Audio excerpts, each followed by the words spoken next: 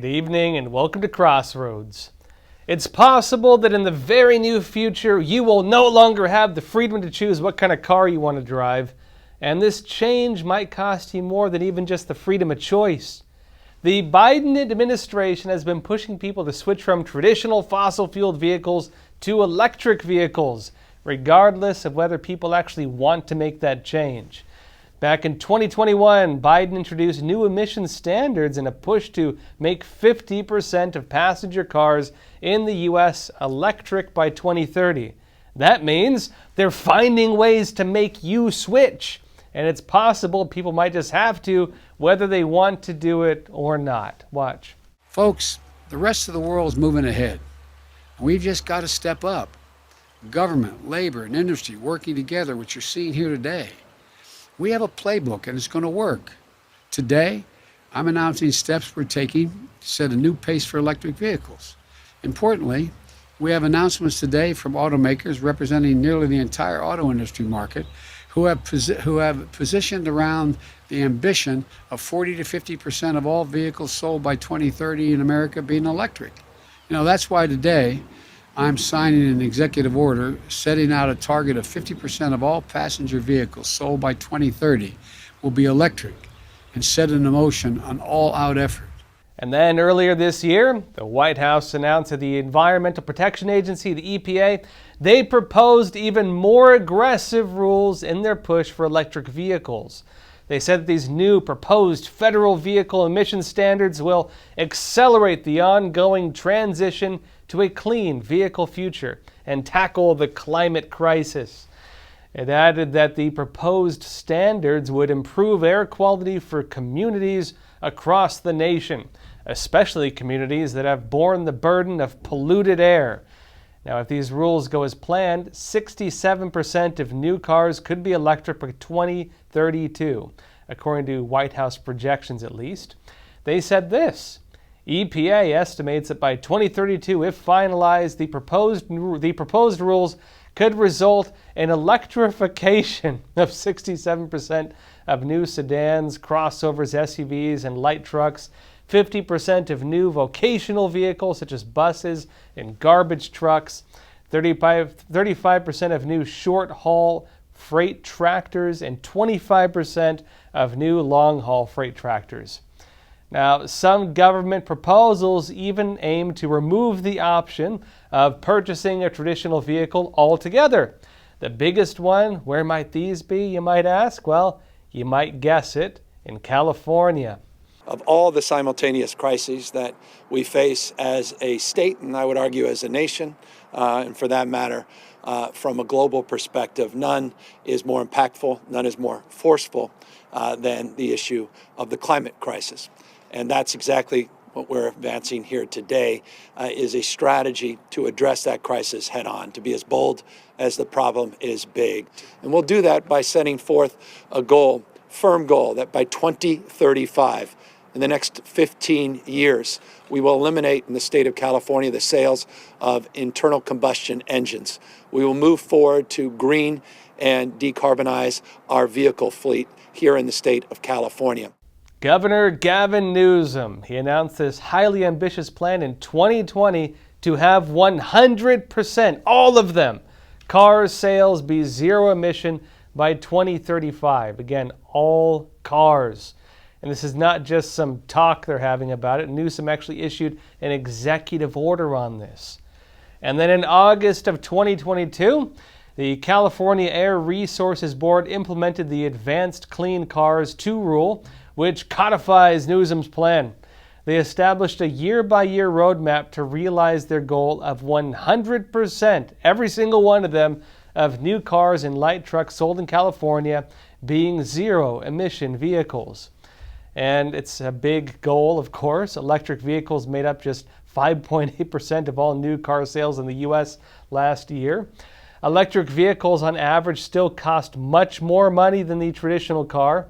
So how will they implement this agenda when people don't want them or can't afford them? And what does it mean for you? Well, you may soon not even have a choice. It's possible your only option is going to be electric, and that's their goal. All of this is in spite of the ironic fact that it's been proven again and again that EVs, electric vehicles, while they don't use fossil fuels on the road, they actually have a considerably high cost during production.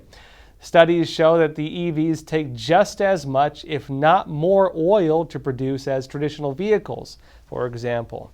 In all these instances, green energy advocates seem to remain pretty dang silent. No response.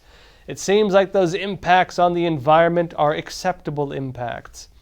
The biggest cost is one you might not normally think about. The biggest cost of one of the most essential components of an EV might actually surprise you. It costs a significant amount of our most precious resource, not oil, but water.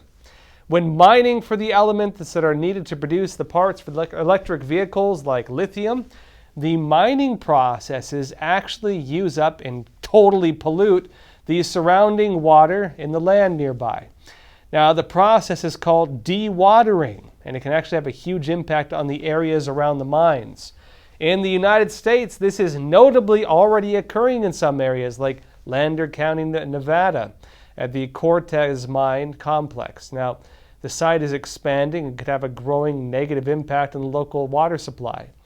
This same process, notably, has been seen in Chile, Argentina, Bolivia. In China, mining like this for rare earth minerals is poisoning their water supply. And with lithium, it's a direct part of how the mining operation works. The briny water that fills into the mines where lithium is found is then pumped to the surface, where it just sits there and evaporates so the lithium can be extracted. This is in addition to the fresh water that mining processes take. So the big question is, well, where's the outrage? The drive for production of vehicles that are supposedly going to help the environment is costing us an essential natural resource, one we kind of need to survive. Communities are losing their sources of fresh water.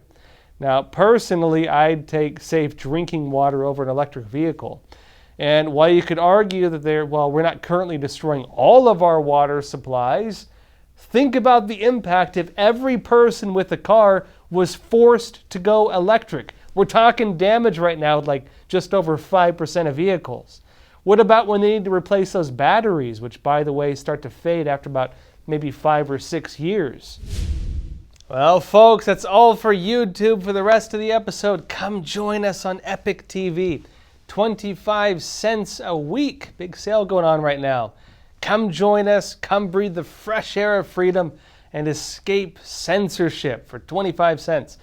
We have a lot of great content there, documentaries, special features, a lot of my own special features, and also the rest of this episode. We'll be talking about what's happening in the South China Sea and how it's having the opposite effect, that the CCP doesn't seem to be letting up on all the surrounding countries there. Will they be able to keep out the United States by taking over the second island chain and using rocket threats against us? Probably not. We'll explain exactly what's going on, where things are heading, and some of the big shifts taking place. Also, we'll be talking about electric vehicles, and notably how Ford was building a big plant, partnered up with the Chinese Communist Party, and Republicans are warning about the safety and national security threats that could pose to us. Again, it's all on Epoch TV, and I will see you there for the rest of the episode. People from 160 countries illegally cross the U.S.-Mexico border and give themselves up to Border Patrol. But what about the ones who evade Border Patrol? These are known as the gotaways. You can safely assume that anybody that went through the extra effort to avoid U.S. Border Patrol was not an asylum seeker by default. It may not be today, it may not be tomorrow, but somewhere down the road, if somebody rapes and kills somebody, and we find out that they came through here on my watch, that's unacceptable. These men had surrounded my house. They were banging on my back door. They were banging on my front door. You can't understand it unless you're out here seeing it every day. 21 dead bodies on the property. Code 3 response. Is it wrong to ask people to come to your front door of your home? Then why would it be wrong to ask people to come to the front door of our nation? Their primary goal is to circumvent the checkpoints, go undetected. People that do not want to surrender, those are going to be the potential terrorists, the criminals, the real threat to the U.S. We were hoping the federal government would step in and do something, but they didn't. We have no clue who they are or where they're going. That's the scary part.